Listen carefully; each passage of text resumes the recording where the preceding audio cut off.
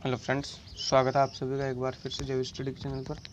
तो दोस्तों, आज हम देखने वाले हैं जुलाई 2020। आज की तारीख है 19 जुलाई और हम देखने वाले हैं आज के टॉप 10 क्वेश्चंस जो भी करंट अफेयर्स से बने हैं। तो आइए स्टार्ट करते हैं बिना किसी देरी के। तो पहला क्वेश्चन है आपके सामने। चुनाव आयुक्त अशोक लवासा को हाल ही में किस बैंक का उपाध्यक्ष नियुक्त किया गया है? ऑप्शन नंबर ए एशियाई विकास बैंक, ब भारतीय रिजर्व बैंक, स राष्ट्रीय कृषि और ग्रामीण बैंक और द विश्व बैंक।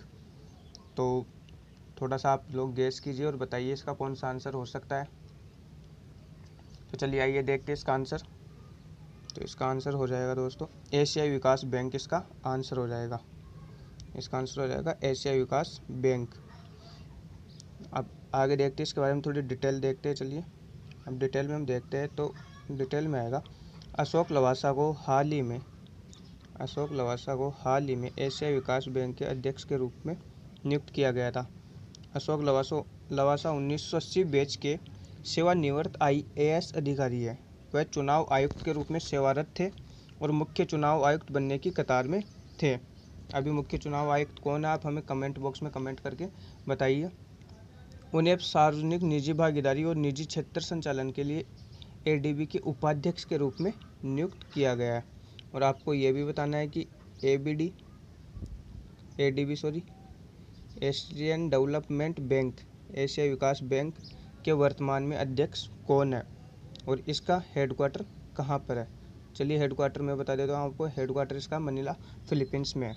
आपको इसके अध्यक्ष का नाम बताना है और आपको साथ ही साथ में भारत के मुख्य चुनाव आयुक्त का भी नाम बताना है। ये था आपका पहला क्वेश्चन। चलिए आगे स्टार्ट करते हैं दूसरे क्वेश्चन को। केंद्रीय रेल मंत्री पीयूष गोयल के अनुसार भारतीय रेलवे अगले कितने साल में 100%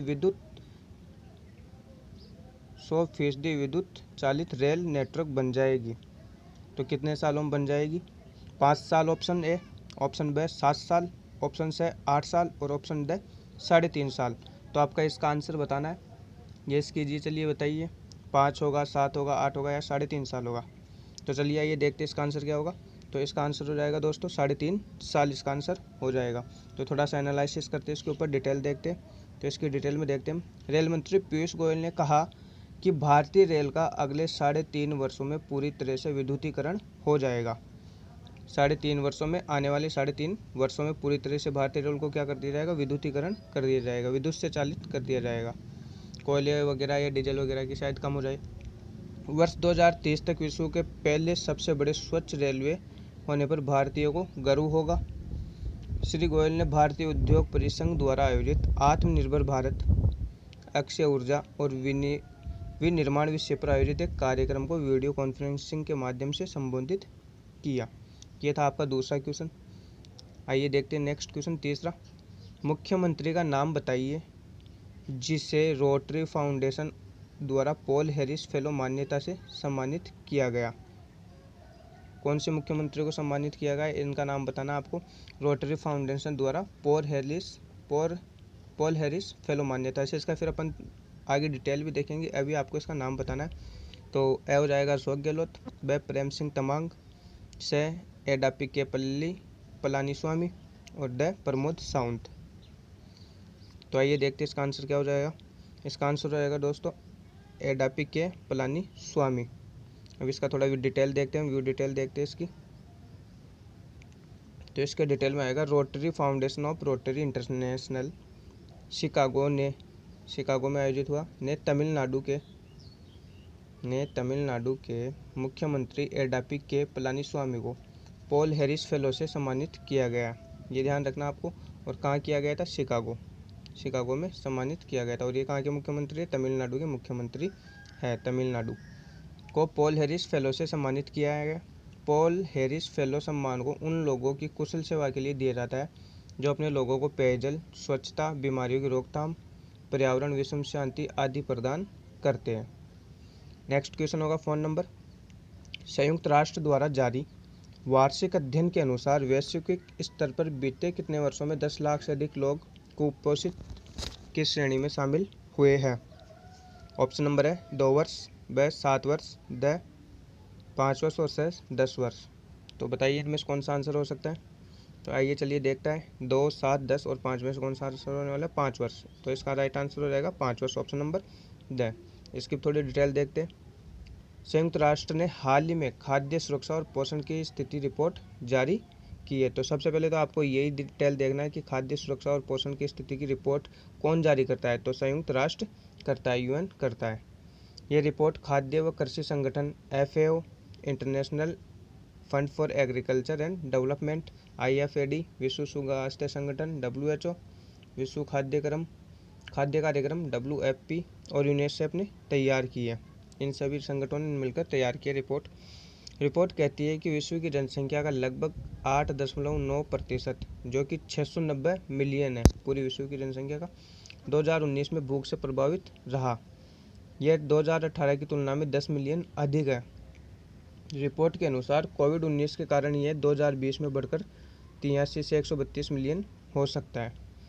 तो इतनी डिटेल अपने को ध्यान में देना नहीं है, अपने को सिर्फ ये ध्यान रखना है कि किसने कौन रिपोर्ट तैयार की है। अगर आप UPSC की तैयारी कर रहे हो, UPSC के लिए प्रिपरेशन कर रहे हो, तो आपको ये पूरी डिटेल ध्यान रखनी होगी। 5 वर्ष से कम आयु के लगभग 21.3 बच्चों की वृद्धि सुचारू रूप से नहीं हो रही है और 5.6% अधिक वजन वाले थे। कम से कम 350 मिलियन बच्चे सूक्ष्म पोषक तत्वों की कमी से पीड़ित है। ये रिपोर्ट कहती है कि दुनिया SDG 2.1 और SDG 2.2 की ओर नहीं बढ़ रही। SDG 2.1 सभी के लिए सुरक्षित, पौष्टिक और पर्याप्त भोजन तक सुनिश्चित करता है। SDG sustainable development goal, SDG का मतलब हो गया दोस्तों सस्टेनेबल डेवलपमेंट गोल, सतत विकास कार्यक्रम या लक्ष्य, जिनमें 17 गोल। SDG 2.2 का उद्देश्य कुपोषण के सभी रूपों को मिटाना है। अब कुपोषण से आपको 2 बीमारी और बता देता हूँ साथ के साथ में कि कुपोषण में 2 बीमारी होती है प्रोटीन की कमी से दोस्तों। एक होती है आपके क्वाशियोकोर, यहाँ अगले क्वेश्चन में लिख देता हूँ मैं। एक तो होती है आपके क्वाशियोकोर, प्रोटीन की कमी के कारण पूछा जा सकता है एग्जाम में, अगर ये क्वेश्चन आए तो इससे रिलेट करके पूछा जा सकता है क्वाशियोकोर। और आपके दूसरा होती है मेरास्मस, ये दोनों बीमारियाँ प्रोटीन की कमी से होती है। दूसरा आ जाएगी आपके मेरास्मस, ये दोनों प्रोटीन की कमी से होने वाले रोग है। छोटे बच्चों में होते हैं ज़्यादातर, कुपोषण की कमी से रोग होने वाले हैं। चलिए आइए देखते हैं 5वां क्वेश्चन। हाल ही में अफगानिस्तान में भारत के अगले राजदूत के रूप में किसे नियुक्त किया गया है। रुद्रनंदन टंडन, निखिल गोस्वामी, राहुल सचदेवा और विक्रम त्रिपाठी, ये 4 ऑप्शन आपके सामने। अफगानिस्तान में भारत के अगले राजदूत के रूप में किसे नियुक्त किया गया। अफगानिस्तान में रुद्रनंदन टंडन, निखिल गोस्वामी, राहुल सचदेवा और विक्रम त्रिपाठी। चलिए देखते हैं इसका आंसर क्या होगा। तो इसका आंसर हो जाएगा ऑप्शन नंबर है रुद्रनंदन टंडन को अफगानिस्तान में भारत के अगले राजदूत के रूप में नियुक्त किया गया है। इसकी डिटेल देखते हैं। तो डिटेल में हो जाएगा दोस्तों, भारतीय विदेश सेवा के अधिकारी रुद्रनंदन टंडन को अफगानिस्तान में भारत के अगले राजदूत के रूप में नियुक्त किया गया है। वह वर्तमान में जकार्ता में आसियान के भारतीय रूप के रूप में सेवारत है। उनकी नियुक्ति अफगानिस्तान में भारत के वर्तमान राजदूत विनय कुमार के स्थान पर की गई है। नेक्स्ट क्वेश्चन, पत्रिका द लेसेंट की एक रिपोर्ट के मुताबिक सदी के अंत तक भारत की आबादी घटकर कितनी हो जाएगी। ये बैंकिंग का एग्जाम हो गया एक तरह से, बैंकिंग में ऐसे एग्जाम पूछे जाते हैं दोस्तों। द पत्रिका लेसेंट की एक रिपोर्ट के मुताबिक सदी के अंत तक भारत की आबादी घटकर कितनी हो जाएगी। 1.09 अरब, 1.38 अरब, 1.66 अरब या 2 अरब। देखते हैं इसका आंसर। इसका आंसर हो जाएगा दोस्तों 1.09 अरब। ये भारत की सदी के अंत तक घटकर आबादी हो जाएगी। डिटेल देखते हैं इसकी थोड़ी बहुत। आज से करीब 44 साल बाद यानी वर्ष 2064 में दुनिया की आबादी 9.7 अरब चरम पर होगी, लेकिन इस सदी के अंत में ये घटकर 8.8 अरब ही रह जाएगी।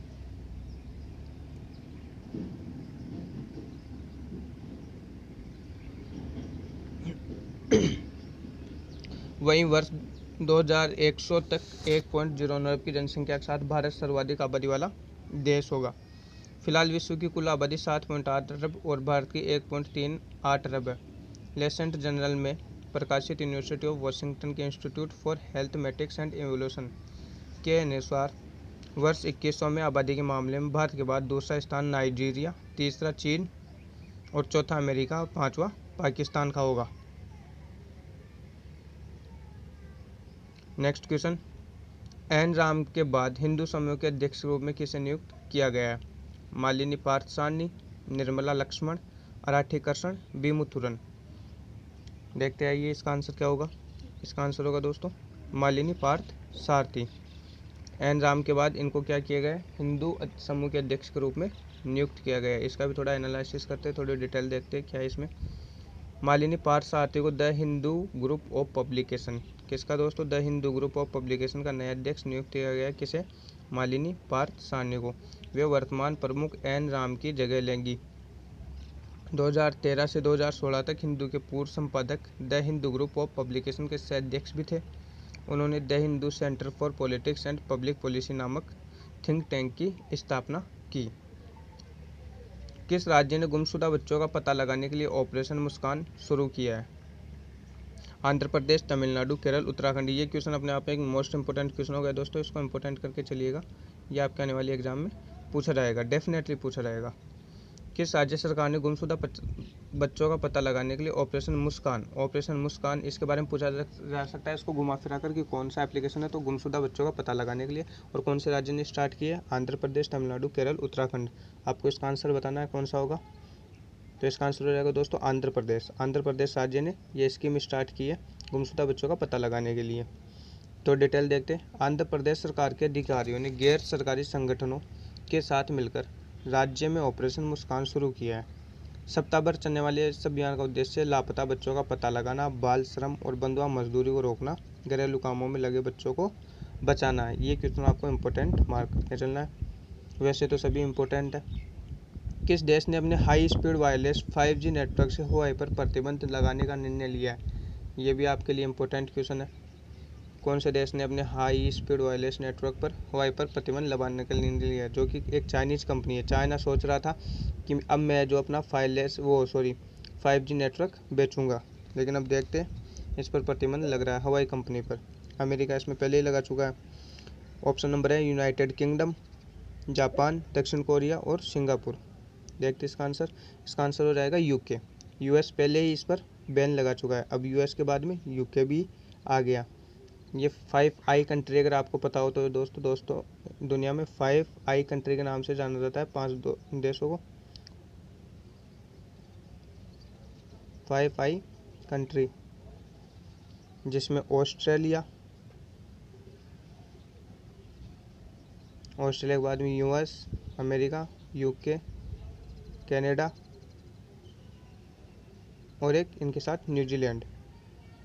ये 5I कंट्री है जो क्या करती है, विदेशों के अंदर इनके गुप्त सूचनाओं का जानकारी का पता लगाती है, गुप्त जानकारी। डिटेल देखते हैं।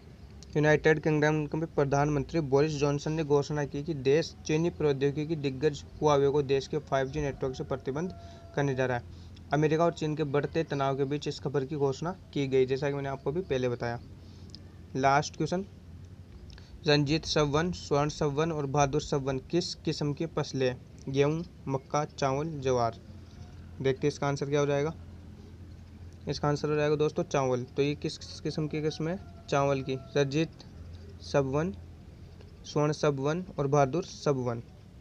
हाल ही में असम के गोलाघाट जिले के किसानों ने धान की खेती करने के लिए पारंपरिक किस्मों के बजाय नई बाढ़ प्रतिरोधी धान, वहाँ पर भी आप लोगों को पता हो तो बाढ़ आ रही है, तो ये क्या हो गई, नई बाढ़ प्रतिरोधी धान फ्लड रेसिस्टेंट पैडी की किस्मों का उपयोग करना शुरू किया है।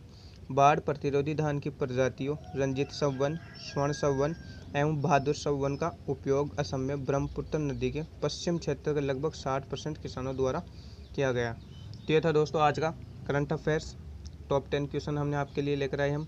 तो आपको क्या करना है, आपको वीडियो को लाइक करना है दोस्तों। सबसे पहले आपका यही काम है कि वीडियो को लाइक कीजिए, उसके बाद में आपको इसको शेयर करना है, अपने दोस्तों के साथ शेयर कीजिए ताकि उनको भी पता चले कि करंट अफेयर्स में क्या क्या चल रहा है। और अगर आप चैनल पर नए हो तो आपको फिर सब्सक्राइब तो करना ही है चैनल को, ताकि आपको लेटेस्ट हर एक वीडियो मिलता रहे चैनल से संबंधित। तब तक के लिए खुश रहिए, मुस्कुराते रहिए। धन्यवाद।